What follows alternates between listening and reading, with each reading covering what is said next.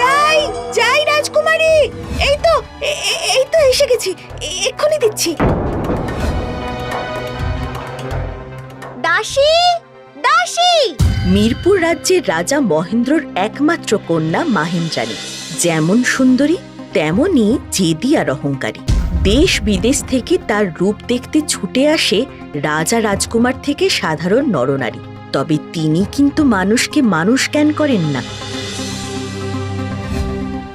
রাজকুমারী চলুন, সবাই আপনাকে দেখার জন্য অনেকক্ষণ ধরে উদ্যানে অপেক্ষা করছেন। করুক, সুন্দর দর্শনের জন্য সময় ব্যয় করতে হয়। এই দেখ কি চুল বেঁধেছিস তোরা, এক্ষুনি ঠিক কর। আজ্ঞে। কোনো কাজে তোদের মন নেই জানিস তো। আজই রাজা মশাইকে বলে তোদের সবাইকে দূর করব এখান থেকে। না না রাজকুমারী, দয়া করুন, এই তো দেখুন ঠিক করে দিচ্ছি, দেখুন। না, ঠিক করে নয়, আবার নতুন করে বাঁধ। আজ্ঞে।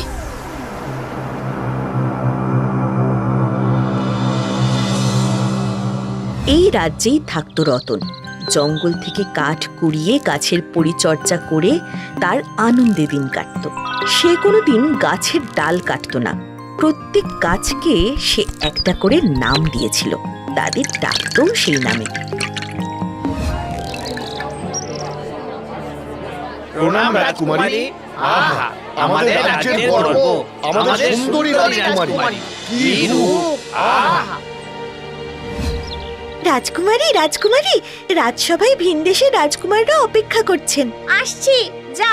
এভাবেই নানা রাজ্য থেকে রাজকুমারীকে দেখার জন্য সাধারণ মানুষ থেকে রাজরাজরা আসেন। আর অন্যদিকে রতনের যত্নে বেড়ে উঠতে থাকে এক আশ্চর্য গাছ। কিরে বুধন, ভালো আছিস তো? এই তো বেলু, তোর গাছে ফল এসেছে রে। রতনের চোখে পড়ে নতুন গাছের চারাটি। আরে, এই গাছটা তো আগে দেখিনি। এটা কি গাছ? এমন সুন্দর পাতা, এমন গাছ তো এই জঙ্গলে নতুন। কিন্তু তোর নাম কি দিই বলতো? জানি তো না যে তোর ফুল হবে না ফল। আচ্ছা, তোর নাম দিলাম আজানু, ভালো না? সময় যায়, ক্রমশ সেই গাছ দ্রুত বড় হয়, ফুল ফোটায়, আর সেই গন্ধ ছড়িয়ে পড়ে সারা রাজ্যে।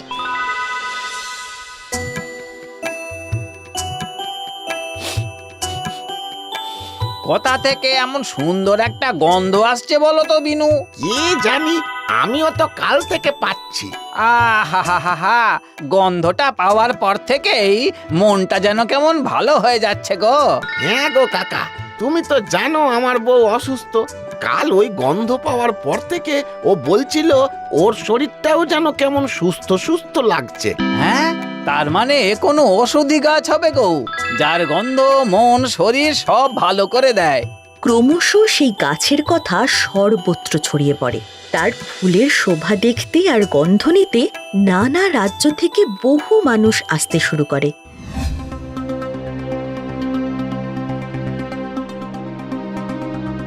পিতা,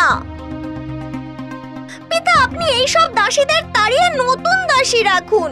ওরা আমার ঠিকঠাক পরিচর্যা করতে পারে না। মা, ওরা যে গরিব মানুষ, ওদের তাড়িয়ে দিলে ওরা খাবে কি? সে তো আমার জানার কথা নয়। তুমি এদেশের ভবিষ্যতের শাসক, তোমাকে তো প্রজার ভালো মন্দ বুঝতেই হবে। নিজের অহং ত্যাগ করো মা, শান্ত হও, তোমার রূপ চিরকাল থাকবে না। মহারাজ, এক বিদেশী এসেছেন। আমি এখন কাউকে দেখা দিতে পারবো না। না রাজকুমারী, আপনাকে না, এই রাজ্যের জঙ্গলে একটি গাছ আছে, তিনি সেটা দেখতেই এসেছেন। এমন কি সুন্দর সেই গাছ যে আমাকে না দেখে গাছ দেখতে এসেছেন? আমিও দেখবো কি এমন গাছ। মন্ত্রী, আপনি ব্যবস্থা করুন। তুমি যাবে মা? না পিতা, জঙ্গলে যাওয়ার আমার কোনো ইচ্ছে নেই। বেশ, চলুন মন্ত্রী মশাই। একে একে গ্রামের সাধারণ মানুষ জঙ্গলে উপস্থিত হয় সেই আশ্চর্য গাছের ফুল দেখতে আর গন্ধ নিতে। ও রতন, এই গাছ তুমি কোথায় পেলে গো, আর কবেই বা লাগালে? হ্যাঁ, আমি তো লাগাইনি, ও গাছ এমনি এমনি হয়েছে গো। আমি শুধু ওকে জল দিয়ে বড় করেছি। এই জানো রতন দাদা, এই গাছের জন্য আমার বউ সম্পূর্ণ সুস্থ হয়ে গেছে। যেমন সুন্দর ফুল, তেমন ভালো গন্ধ। এবার থেকে আমরা রোজ আসবো এই গাছের কাছে। ওদিকে রাজকুমারীকে আর কেউ দেখতে আসে না। এ কি, আজ কোনো দর্শনার্থী নেই কেন? আগে সবাই ওই আশ্চর্য গাছ দেখতে গেছে তাই। ও, তাই বুঝি। ওই গাছ তাহলে কাটতে হবে। খবর দে, ওই রতন কাঠুরেকে খবর দে, যা। ক্ষমা করবেন রাজকুমারী, আমি গাছ কাটি না, আর ওই গাছ আমি কিছুতে কাটতেও দেব না। না মা, ওটা ঔষধি গাছ। আমিও তোমায় ও গাছ কাটতে দেব না। ও বেশ, তবে আমিই নষ্ট করে দেব। রতন গাছ কাটতে রাজি না হলে একদিন রাজকুমারী মালির কাছ থেকে লুকিয়ে আগাছা মারার ঔষধ নিয়ে পৌঁছে যায় জঙ্গলে, ছড়িয়ে দেয় সেই গাছের চারপাশে। না থাকবে বাঁশ, না বাঁচবে বাঁশর। এবার দেখি আমাকে না দেখে এই গাছ দেখতে লোকে কি করে আসে।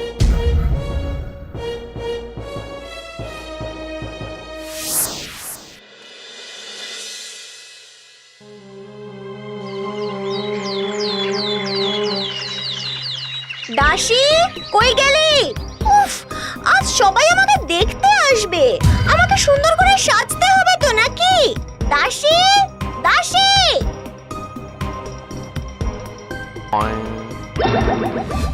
ও মা গো, এ কে? কে মানে? আমি তোদের এই রাজ্যের একমাত্র রাজকুমারী মহেন্দ্রাণী। না না না, রাজামশাই! দাসীর হলোটা কি? ও মা গো, এ কি হলো? আমার রূপ!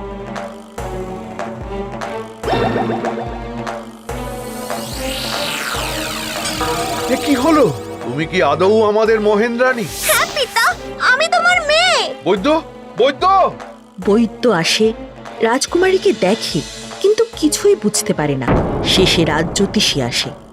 মাগো, কিছু মনে করো না, ভেবে দেখো তো, তুমি কি অজান্তে কারোর কোনো ক্ষতি করেছো বা কাউকে বিনষ্ট করে দেওয়ার চেষ্টা করেছো, যার অভিশাপে তোমার রূপ বিনষ্ট হয়েছে?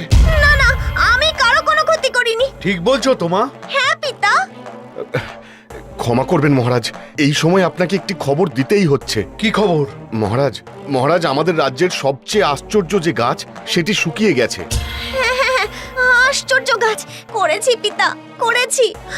আমি কাল রাতে ওই গাছটাকে নষ্ট করে দেওয়ার জন্য ওষুধ দিয়েছিলাম।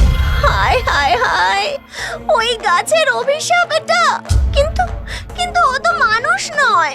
মাগো, ভুলে যেও না, গাছেরও প্রাণ আছে, তারও বাঁচার অধিকার আছে।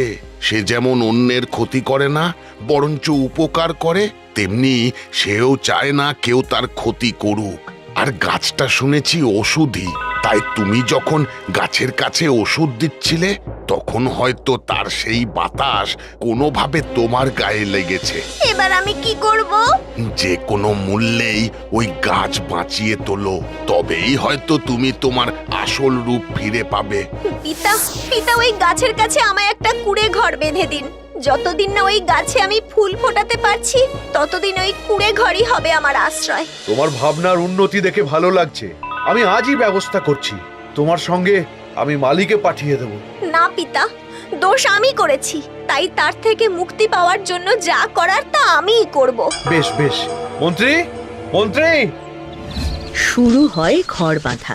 সেখানে পৌঁছে যায় লোল চর্ম রাজকুমারী। শুরু করে গাছের পরিচর্যা, জল দেওয়া, মাটি খুঁড়ে পুরনো মাটি ফেলে দিয়ে নতুন মাটি দেওয়া, সার দেওয়া, শুকনো পাতা ফুল পরিষ্কার করা। ধীরে ধীরে গাছ প্রাণ ফিরে পায়, নতুন পাতা গজায়, পাখিরা এসে বসতে শুরু করে, আর তারই সাথে রাজকুমারীও ধীরে ধীরে ফিরে পায় তার রূপ।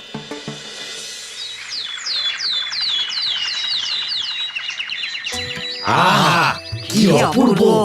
আগের থেকেও রাজকুমারীর রূপ আরো সুন্দর হয়েছে গো। মুখে কি মায়া খেলে যাচ্ছে। যেমন সুন্দর গাছ, তেমন সুন্দর আমাদের রাজকুমারী। মা, মা মহেন্দ্রাণী, ওঠো, ওঠো মা।